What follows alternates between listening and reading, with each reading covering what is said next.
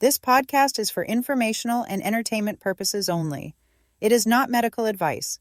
Please consult a qualified healthcare professional before making any health or lifestyle changes. Welcome to the Happy Healthy Her podcast, your go-to space for real talk, inspiration, and laughter as we navigate life as a woman. Let's dive in. Hey friends, welcome back to the Happy Healthy Her podcast. I'm Tracey Male, your host for today. I am a health empowerment coach supporting women facing Hashimoto's, hypothyroidism, and adrenal overwhelm. Through simple, sustainable, natural strategies, I help them rebuild their energy, harmonize their hormones, and soothe their nervous system so they can finally feel like themselves again. I'm here with my good friends and co-hosts, Cynthia and Lorraine. Ladies, please say hi and introduce yourselves. Hello, I'm Lorraine Keim, a Minus wellness coach, empowering women to live more authentically through my customized guided system of self-discovery and self-healing. Welcome, Cathy. Welcome, audience. Thank you. And hi, I'm Cynthia.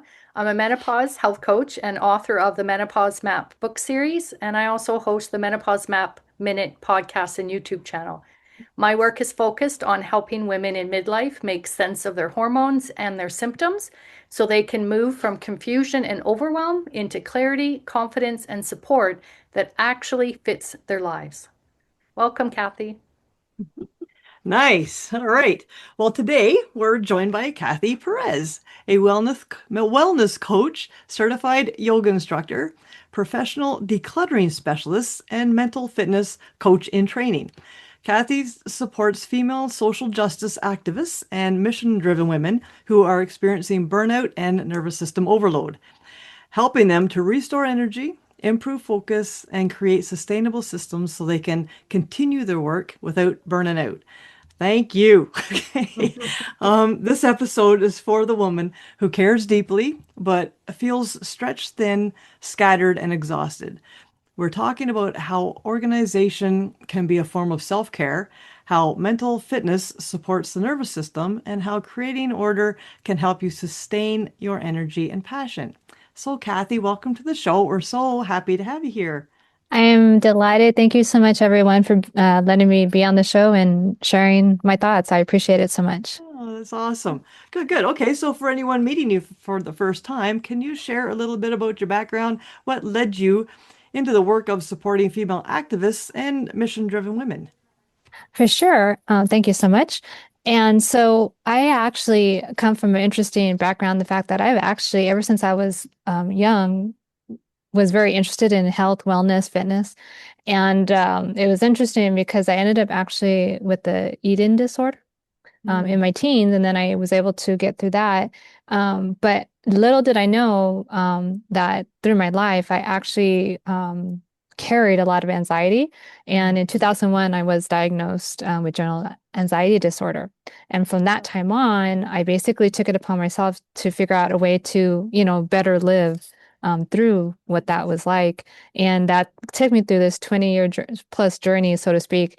And finally, through my second ever paid coach that I had for fitness. And they were like, you would be a great coach yourself. Like, you are awesome at cheerleading and helping people, because of the group that we were in. But long story short, it took someone else validating all the knowledge I had gained through all these years, not just for my own sake, but to help me. And then I would always tell others. And so it led me to finally getting certified as a wellness coach. So that's how I got here, from myself and I wanting to help myself, but then realizing that I could help others. Oh, that's awesome. Yeah. I think that's the same story we all have, right? We've all gone through it. So, Yes. And I think that's, if you're going to help somebody, it's better if you have gone through it, right? Then at least you can speak from experience. So good. Thank you. So you often say things like, I am you, right? So can you talk about what burnout looked like for you personally and how that experience shaped, the work you do now?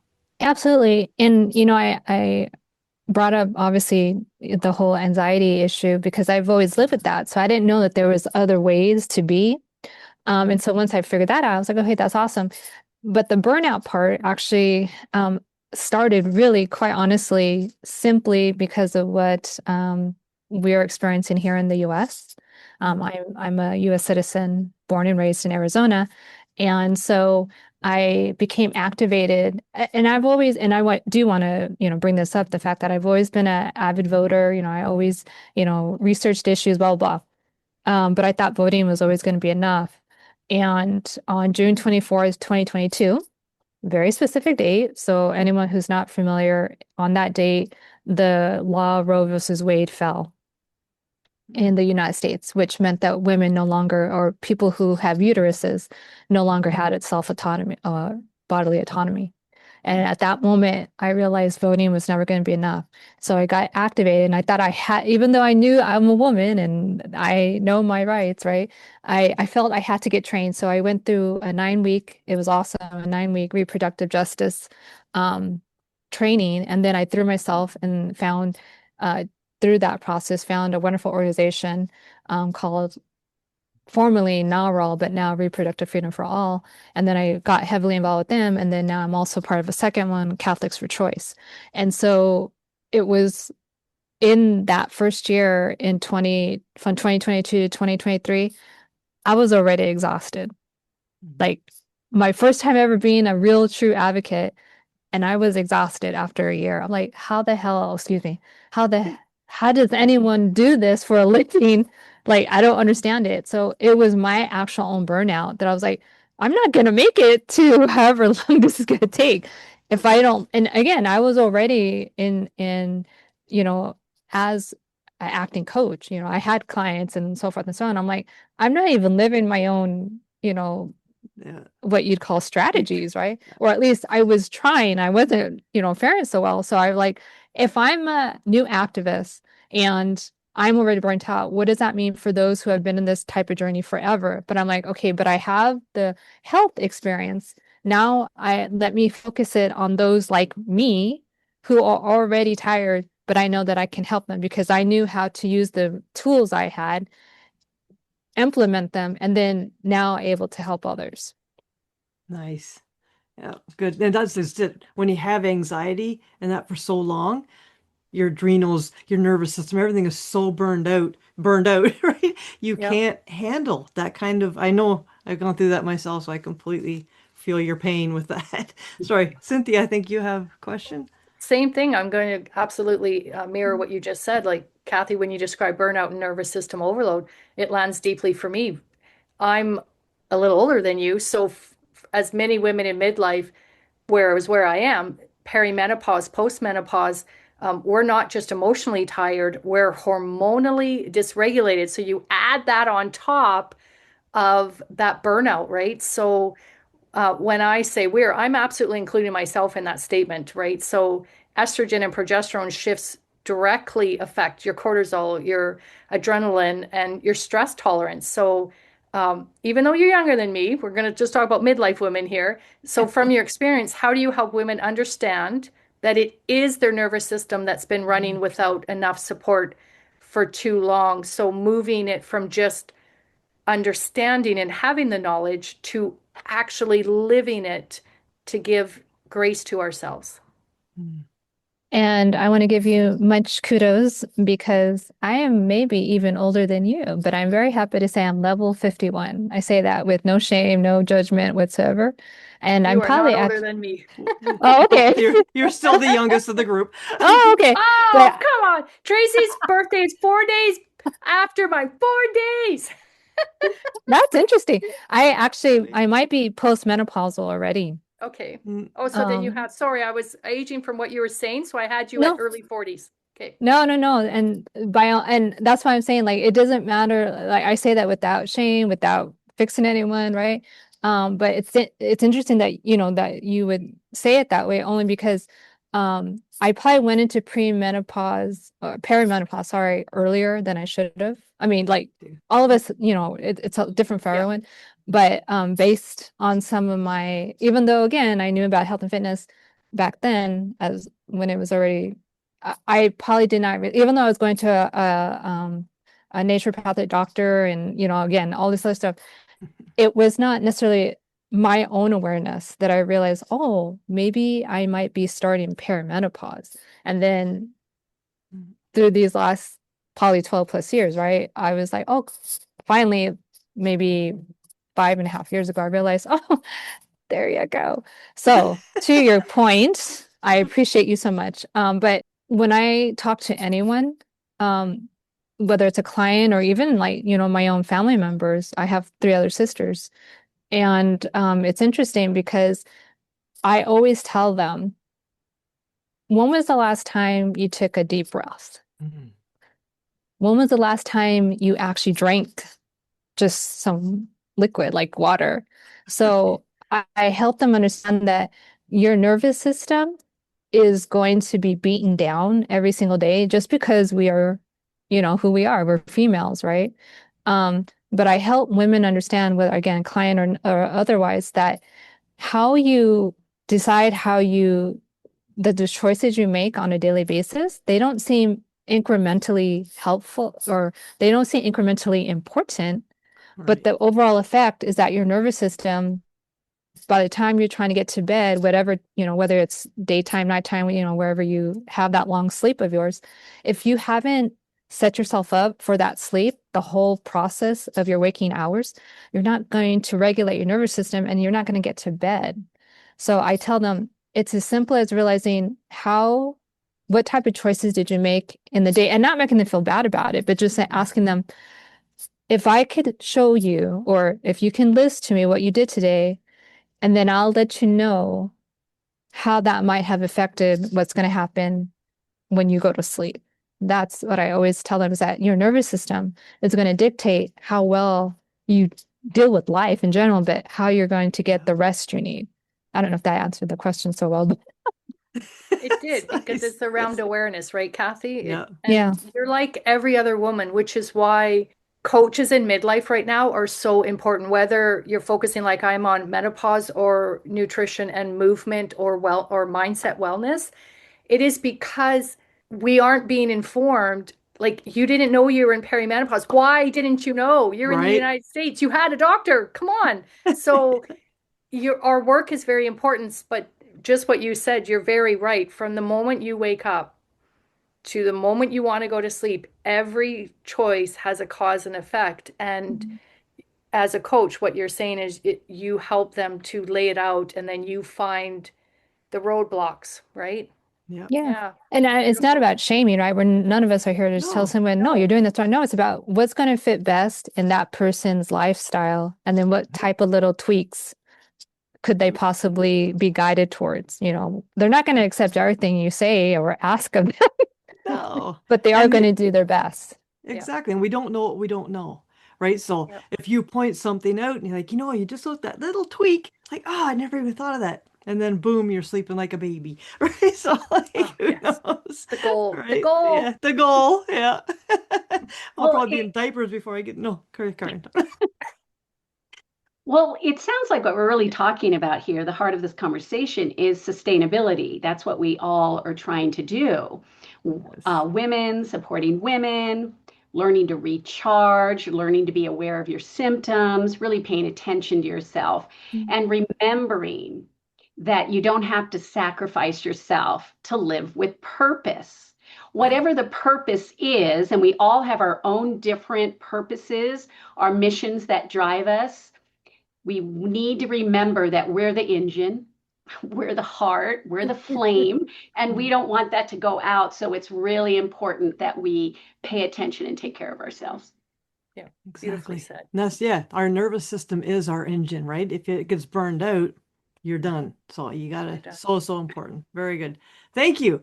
Good, good. All right. So, Cathy, when people hear the word organization, they often think of pressure or perfection. How do you define organization in a way that actually supports the nervous system? I can get with that because I'm a recovering perfectionist. Oh, yes. So Well, I felt that. yeah, right. Not close. Ah, Definitely the way I put it, is that in my world, organization basically means how can someone stay in the flow state? as long or as often as possible, or get to that flow state as often as possible. And that then in turn tells your nervous system, I am safe. What do you do throughout your day, your waking hours, right?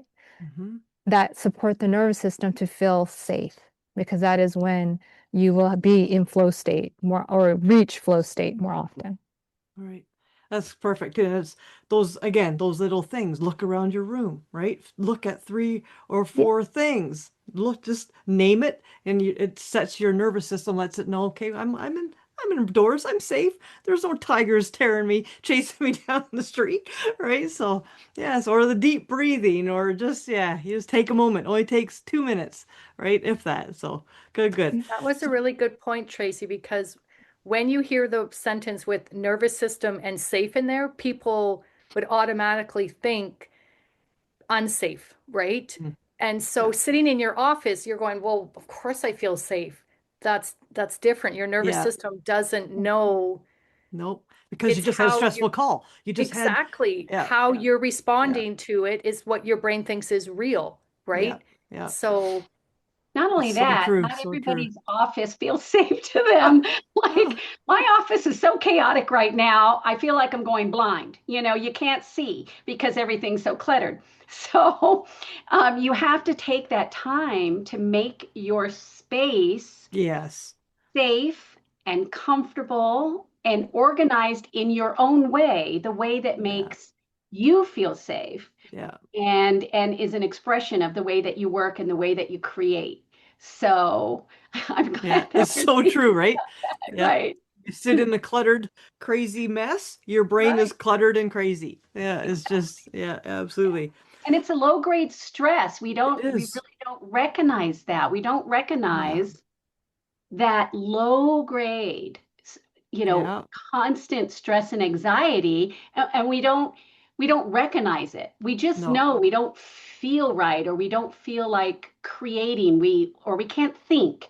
You know, we Yeah. think that we've got brain fog, but we Yeah. don't. We just have a fog of papers everywhere, That's right. And so we Yeah. need to do something a little bit more tidy Yeah. to think, Yeah. And it's those things that aren't obvious. Like stubbing your toe, you know you stubbed your toe. It's in your face, like, ah.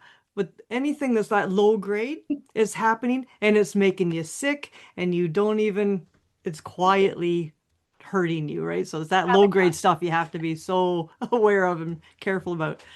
Good. All right. So, Kathy, why do you think burned out women often resist organizing, even when they know something needs to change? I totally agree with what Lorraine actually inputted in the fact that she said that, you need to figure out what's like situation works for you, what setup works for you, right? To help you in that flow state. And with our brains, unfortunately, they want to presume, right, for homeostasis reasons, that comfortable means safe. Well, that's not always the case. So to Lorraine's point, yeah, it's wonderful to, set up whatever you need to set up and put it in the right order for you. And I don't like to use but and remember that there are always lessons you're learning, right? You're always learning how to become a better you. And so when I am talking to women who are on the edge of like, and they're like, no, really, how am I supposed to like, why do I need to organize? I will tell them, when you tell your brain that you are safe, it will believe you, but there can't be distractions Right. to dispute that thought. Yes. So when you decide that you are willing to make a few small changes, as we start the process, so to speak, that resistance will go lower and lower, because organizing in itself, right? It's not about, you're not being chased by the quote unquote, woolly mammoth. All you're doing is putting something in a different location, and your brain has to get used to that new location. Yeah. So it's not about changing everything at once. I mean, I can let that happen, but for that burnt out person resisting the actual purpose of organizing, you just got to train your brain through mental fitness how to recognize that something is not a threat, or at least tell your brain, oh, I recognize this, it's different, but I'm okay with it. So should you. Right, right, right. Yeah, I like that. And then even like I find with myself, again, being the burned out, overwhelmed perfectionist story I was really much so. Oh, when you get like say a junk room or your office, is a mess. You don't have to, like you say, you don't have to do it all. And it stops you. It makes you like, I don't know where to start. I can't. Just take one little corner and clean that. And then tomorrow, take another little corner and clean that. And then all of a sudden, by the end of the week, hey, you got a beautiful clean room. Your brain is good. Your overwhelm is done. Right? And it can even be smaller than that. It doesn't even need to be a whole corner. Whatever. Sometimes you just put one piece of paper away where Yeah. it belongs. Yeah. Yeah. And that can be like a major victory for your Yeah. brain and for your Yeah. nervous system. So small changes not only help us with that, but they help us to learn. As we're making these micro changes, our brain is learning. This is what I like. This is what I don't like. This is what helps. This isn't really making a difference. And it can help to rewire our subconscious because our subconscious is the part of us that is constantly, I won't say lie, but it is constantly fibbing to us because it's trying to protect us. Yeah. It's trying to keep us safe. And so those little micro changes that help us to learn and organize a little better are sending signals to our subconscious to help rewire it just slightly Yeah. so that we can get closer to what's really helping us and Yeah. making us feel safe. Nice. Very good. One Yeah. thing I've noticed personally and with the women I coach is that clutter doesn't just feel annoying anymore in midlife. It actually feels threatening to the nervous system. Like when estrogen drops, our brain loses some of its buffering capacity. So visual noise, decision fatigue, unfinished tasks feel louder and heavier than they used to.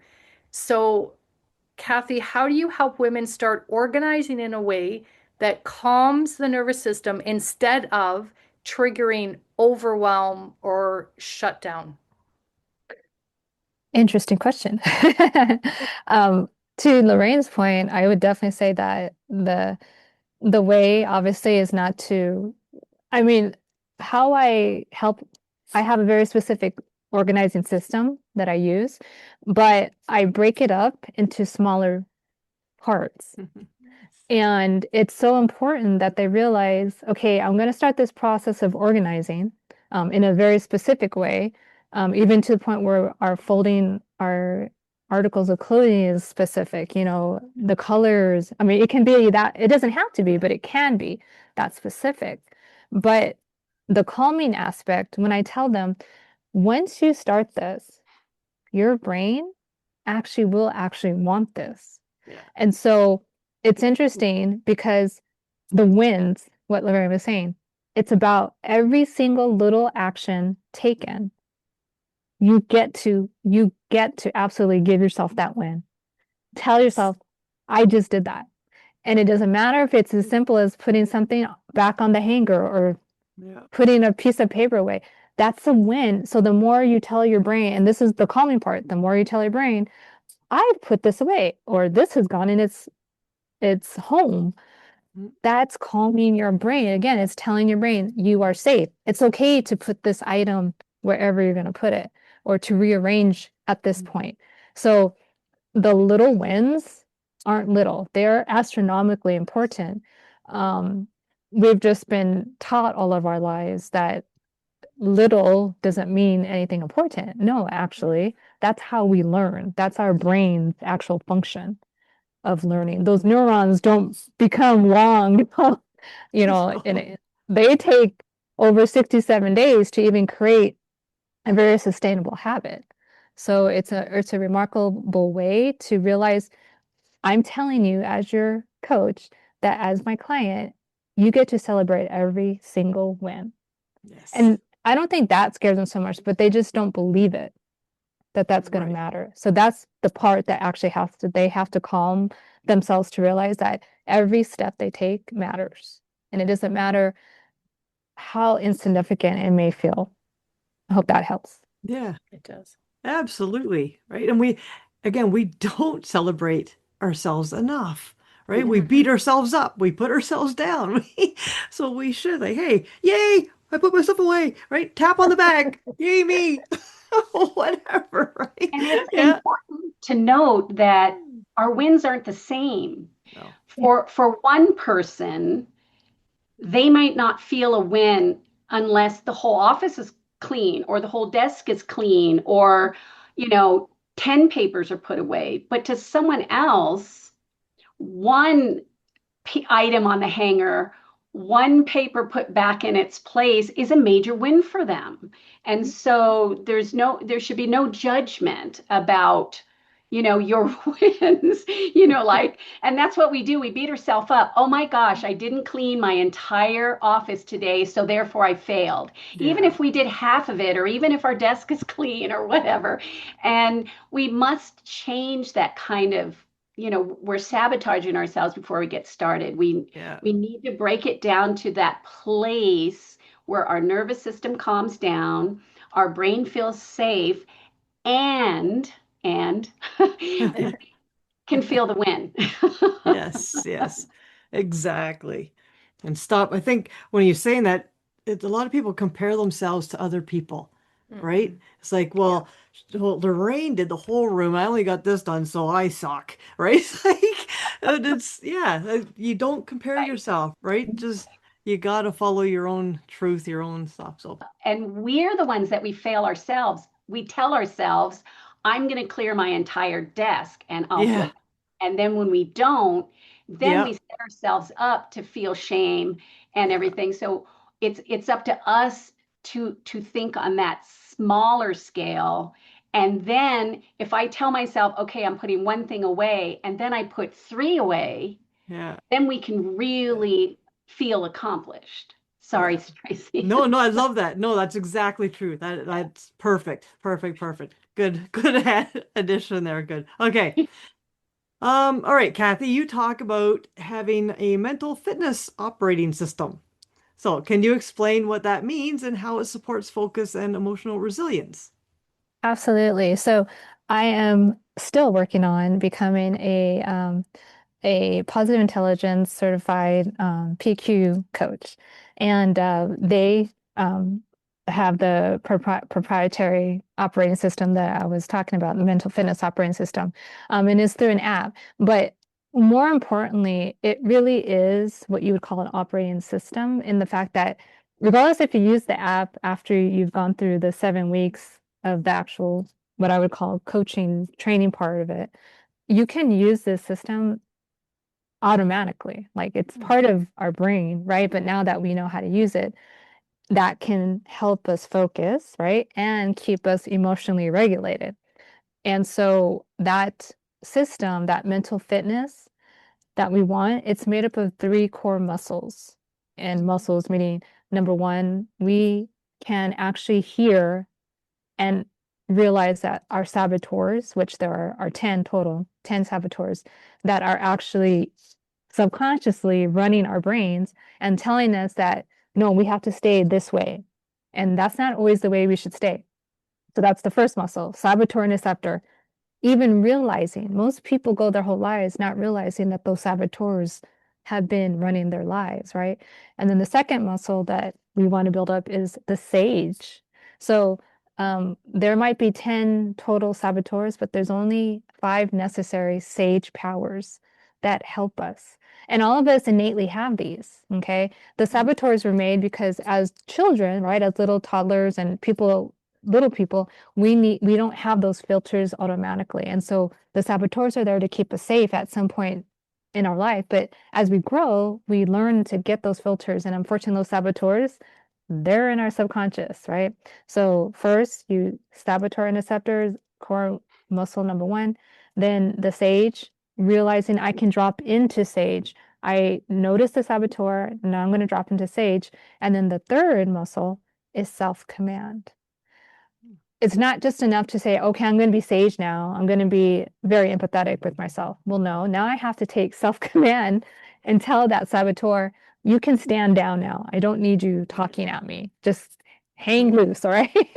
So those three muscles create the mental fitness operating system. And again, I use the app all the time. So, but if ever someone said, okay, well, I don't want to use the app after that 7 weeks, fine, that's okay. But guess what? It's now in your head and you're going to fall back on it whether you realize it or not. So it helps, again, keep someone in that more homeostasis that our nervous system wants. Hopefully that answered the question. Yeah, absolutely. Okay, so how does having better systems reduce reliance on urgency, adrenaline, or constant pushing? Very good question. So Thank you. I would, in my wording, regarding that actual mental fitness, what you call, if you want to call it curriculum, but more important, just like, as you hone that skill set of mental fitness, it's all about teaching your brain that instead of being pushed, because no one likes to be pushed to do something, I'm going to gently pull you towards this better habit or this better action or this better. So pulling, some people might say, well, no, pulling is not good. Well, guess what? If you're trying to get up a ladder, or let's say you're like me and afraid of heights and now you're on a, mountain being, with other people, I'm not going to look like down, but I am going to be really happy when someone ahead of me is pulling, right? The what do you call it? The ropes, right? Or whatever. Yeah, the ropes, But yeah. someone is helping me ever so gently go up the mountain. They're not pushing me because that's not necessarily going to help me because I'm afraid to go fast, right? Or someone's trying to make me. No. But if someone's pulling me, they're giving me the option to go at my own pace. So that our mental fitness is dependent on the pulling sensation, not forcing by pushing.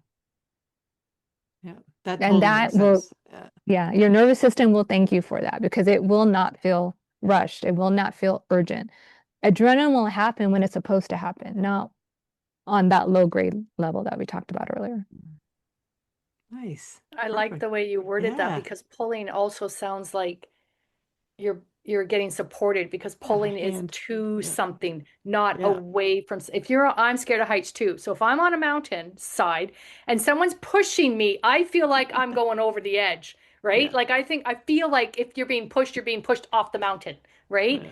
And I would be screaming my head off. But if someone's pulling me, I feel like they're bringing me into safety. I like the way you use those two Yeah. words. I really do. So that that almost answered my next question because I was going to say, how does your mental fitness operating system or other systems out there, mental or physical, help women step out of that constant urgency loop and retrain their nervous system to feel safe again? Your pull analogy really Yeah. honors that. Did you have something you wanted to add to that? I think important to understand is that that's not gonna obviously happen automatically, right? You get to learn that mental fitness, like those muscles just don't show up. Just like if you don't go to the gym, you're not gonna have any muscles. So the very first component of the mental fitness, standard is to learn to even hear the saboteurs. So your nervous system is still going to get hijacked, but the secret is to even realize, well, why am I getting hijacked? Well, because your saboteurs are constantly telling you something. So once that first core muscle is starting to get more, stronger, then the other two start to find their way. But someone might get very upset in those first 2 weeks of the program and say, this sucks. This doesn't work. Hello, how old are you? And how long Yes. have you lived with your saboteurs and you're beating yourself up because you don't Oh, yeah. recognize them? That's where your nervous system is being hijacked. So for the same reason that their nervous system is hijacked when something goes wrong, they're beating themselves up and still their nervous system is getting hijacked. So they just have to understand that this takes time. Nothing worth learning is going to happen at once. And that's the hardest, I think, as the humans we've become because of technology. We're not used to evolutionary type, work. So it's, I hope that didn't delay the answer any, but yeah, to add to it. That's perfect. So Perfectly true. said. Yeah, that brings up for me. We had a show called the Stories That We Carry, and we've talked about the stories that we learn and tell ourselves, and we talk a lot about questioning those stories. Where did they come from? Are they really ours? Things like that. And so it sounds a little bit like our saboteurs are part of that storytelling that we do. And it creates that survival system that we evolved versus our intentional system, which is what we're trying to get to. We're trying to get to this intentional system. And so I love that you also use that pulling because it's less resistant than pushing. When someone pushes, you immediately brace yourself and you resist very strongly. And even if it's for your own good, or someone's trying to help, or even if you're trying to do something yourself, pushing can feel so much resistance. You got the cortisol rising, you have all of this happening, the nervous system goes crazy. But with that pulling, then you feel like you're stepping into with, as Cynthia was saying, support, help, encouragement, and more importantly, a welcoming. And so that lowers that resistance so that we can get more out of the step that we're trying to take. So I really love that too, that you use that analogy. It works really well. Yeah, it does. Yeah. You can think about the classic game of tug of war. That's what I always share with people. And obviously because they're our age, right? So most of my clients are my age and onwards, right? But like in tug of war, the winner are the ones who pull the hardest. Well, why would our brains think that the other way is the easier route? Right? And I always and then when I say it, like it's almost like they had an epiphany. Every single time I use that analogy, they're like, you are completely right. Oh my God. Like then they actually get happy because they're like, I love tug of war. Well, think about it, right? Because you wanted to be on the winning side, and the winning side were the ones that pulled the hardest. Not the ones that pushed. Like you're trying to you just have to realize that it's all about realizing it's okay to push at times, but not all the time. Our lives are not about 100% anything. It's about that 80-20 rule, right? Right. Exactly. I kind of giggled when you said that because I was thinking pushing and versus pulling. When living where I do in all the snow, I would rather push a car than pull it because as it goes, you're being run over. So that's the only time that would come in handy. Anyway, that was the thought that went in my head. So sorry, completely off track there. All right. So I'm sure somebody listening right now is probably thinking, oh, I love this. I'm exhausted. But what can I actually do today? So I know we've kind of touched on some things that they can do, but could we be a little more specific? Like what can they do to help so they're not overwhelming their system? I think that it comes down to obviously realizing that, self-care means just that. It doesn't mean taking care of others, right? So once someone is willing to take on their own self-care and not feel guilty about it, if they can stop the guilt long enough to acknowledge, yes, I deserve self-care, I think that's one win. And that stops the overwhelm on your nervous system. Because if you're not willing to put any time and effort, and again, for whatever reason, right, they give you, but that's going to overwhelm your nervous system. So of course you're not going to pursue that. And if you're willing to think of it in those tiny increments, you can ask yourself, here's a gentle doable. How much water do you drink in a day? Yeah. And I do mean water. I don't mean other additives. I mean, infused water, fine, but I really do mean like water. How much hydration do you get in your waking hours? And something very gentle can be, okay, you know what? I don't have to drink the whole 2 cups, but I'm going to put 2 cups of water by my bedside. And whether it's throughout the night, if I, wake up, but preferably if I can decide to start drinking, and again, I don't want them to do this every single day, but thinking about having a glass of water by my bedside and starting my day off with that, not scrolling, not anything else, simply I'm going to wake up, stretch my body in bed, and then I'm going to take a sip of water. Why? Because you lose almost a liter of water during your sleeping hours because your body has been using all your hydration to rejuvenate itself. So self-care doesn't have to be absorbent. It doesn't have to take up all your time. It simply has to be, am I putting myself first? That's it. That's the simplest, gentlest, suggestion. And even if you just take that first breath when you're awake, not think about anything else, but simply a breath. Take a deep breath in. I have some type of ease. My gratitude practice, quite literally since 2010, has been I stretch my body twice from toes to my tips of my fingers and back down, and twice.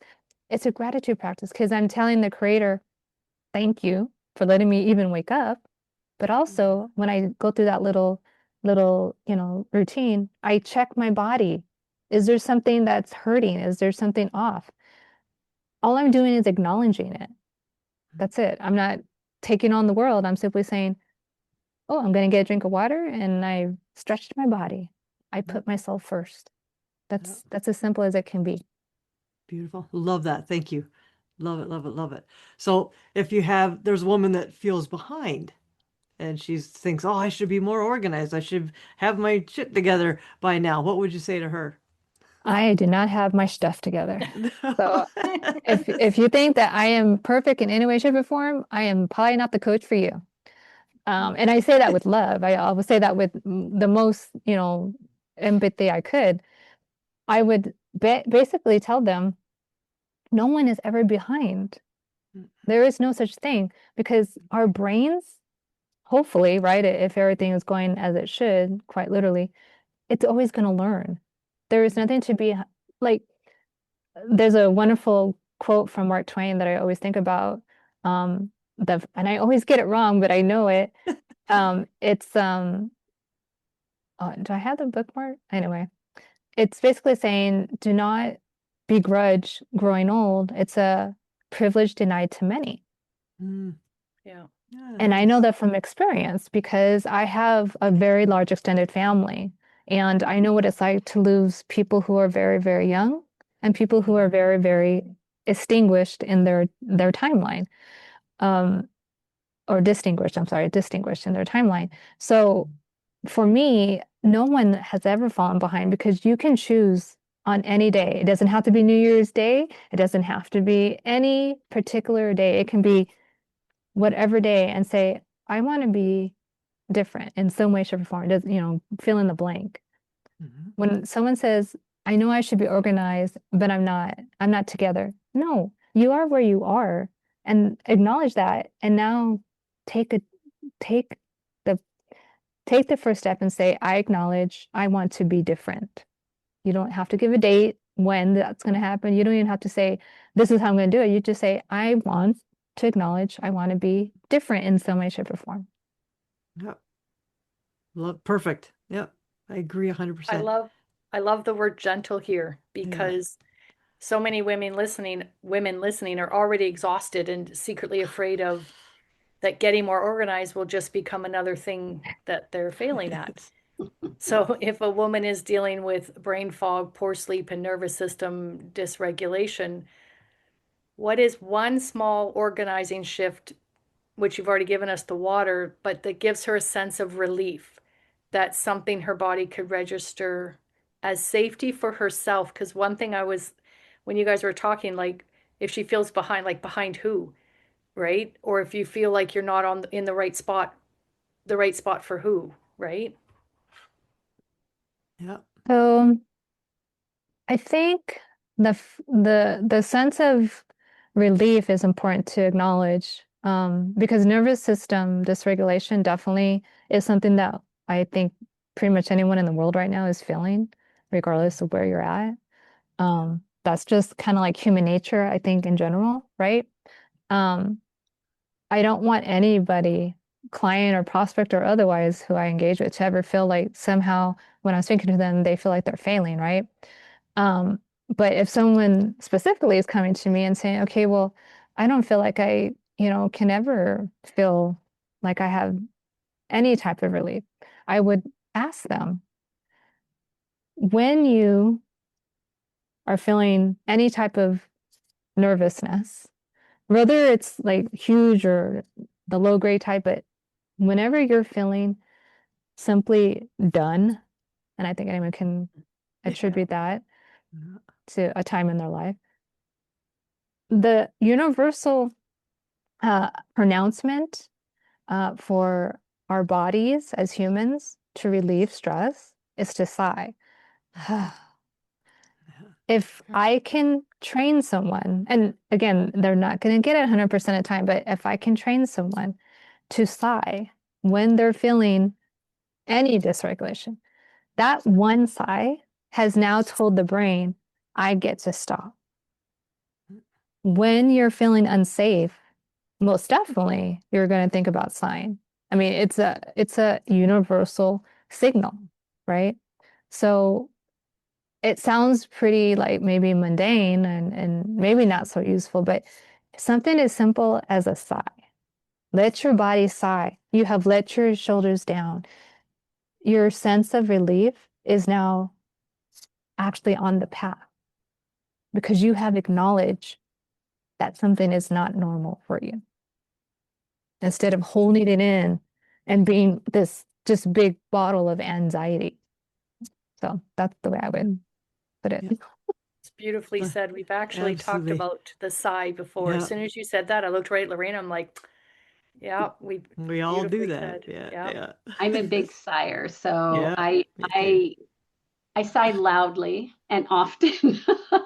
And it took a while for my husband to get used to that I am just getting rid of anxiety and stress and, holding in. At first, he was always, "What's wrong? What's wrong?" Yeah. Yeah. You know, Yeah. but that's just my way, and I've done it for as long as I can remember, even when I was a kid, and I had lots of reason to do it when I was a kid. So, what I was gathering from our conversation was that it seems like the first goal or the first step is to give ourselves permission to care for ourselves. So that's where we start. It's like you have permission to start thinking about yourself. And then you want to say, and it's perfectly okay to learn how to love yourself first. That's really hard for women. We tend not to do that. And I totally agree with the hydration. As someone who feels like I'm chronically dehydrated, it is a huge part of the puzzle. Hydration does so much more than we just think, oh, I'm supposed to get 8 glasses of water and yeah, yeah, yeah. It's not like that. I mean, it's for your brain, if nothing else. You have to be able to think. And so it is so vital. And what I've started doing, I have this huge, like 40, how many of us carry around like 40-ounce cups of water that just sit there all Oh no, day I drank and two of we them. don't drink from it? Well, I'm one of them. So what I started to do is I started to get an 8-ounce cup of water next to my 40-ounce mug. And I fill that small cup. And lo and behold, I will take that small cup in one gulp, Yeah. which means I'm filling it a lot.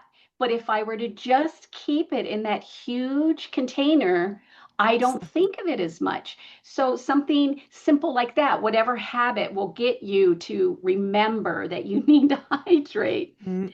And then loving yourself is also essential before we can love others. And we don't think about that. And if we don't love ourselves, how well can we love others? what is going to be the depth and breadth of the love that we give out if we can't figure out a way to do that to ourselves? So I was thinking about that. So I just had a few Yes. comments there, just quick little hacks, I guess you would call them, that you can do for yourself first, and then maybe it'll make some of these other steps that you learn about so much easier to figure into your overwhelmed, busy schedule. Yeah. Beautiful.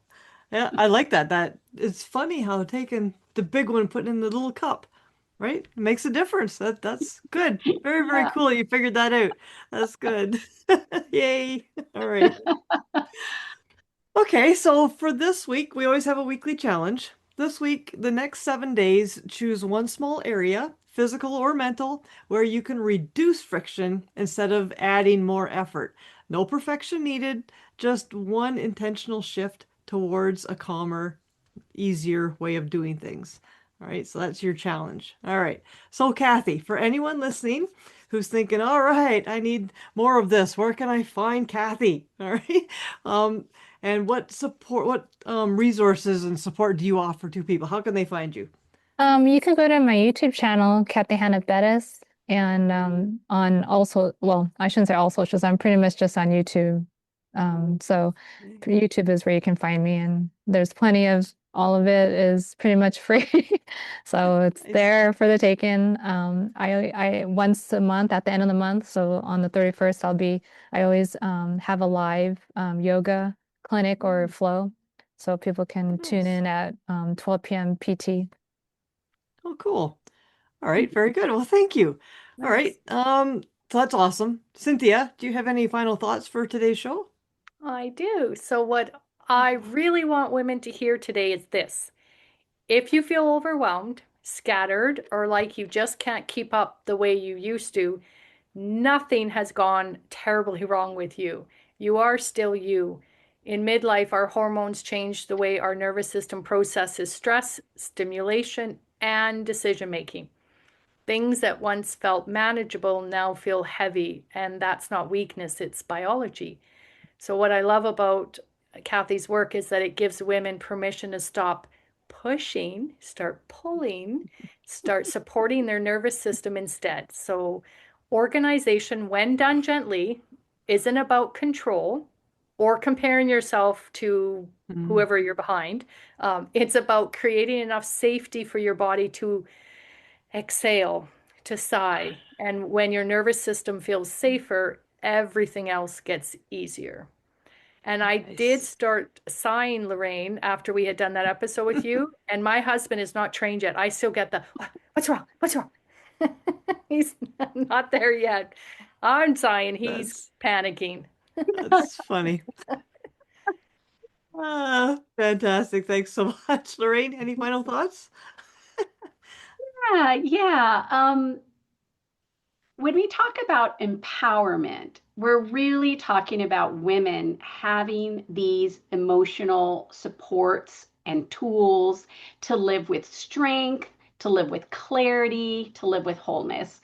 So I really love that we got down to the nuts and bolts, really. We're talking about systems here. We're not just talking about these lofty mindfulness that nobody knows how to define. Not that mindfulness isn't good, it is, but you need to define it in order for it to work for you. So I love these systems, these organizational systems, these mental fitness systems, because we all need a blueprint or a map or a path for us to follow. And at least initially, until we find that authentic trail that we make for ourselves and keep evolving as we change and grow and learn and everything. So I want to thank you, Cathy, for coming on and giving us a peek into what you do. And I really appreciate this conversation. Thank you. Excellent. Thank you so much. Always insightful, wonderful. All right. So, many women believe sustainability comes from pushing harder, managing more, holding more, being stronger. But what Cathy shared today reminds us that true sustainability comes from creating enough order and support that our nervous system can finally feel safe. If you feel scattered or exhausted, there's nothing wrong with you. You're simply responding to a world that asks a lot of all of us. So, sometimes the most powerful form of self-care isn't doing more, it's gently removing all those things that drain you.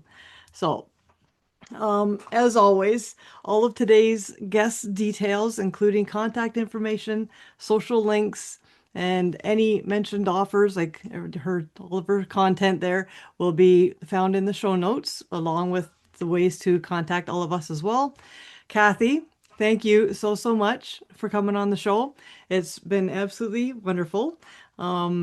This has been a very grounding and practical, deeply needed conversation. So Yes. thank you, Yes. thank you, thank you.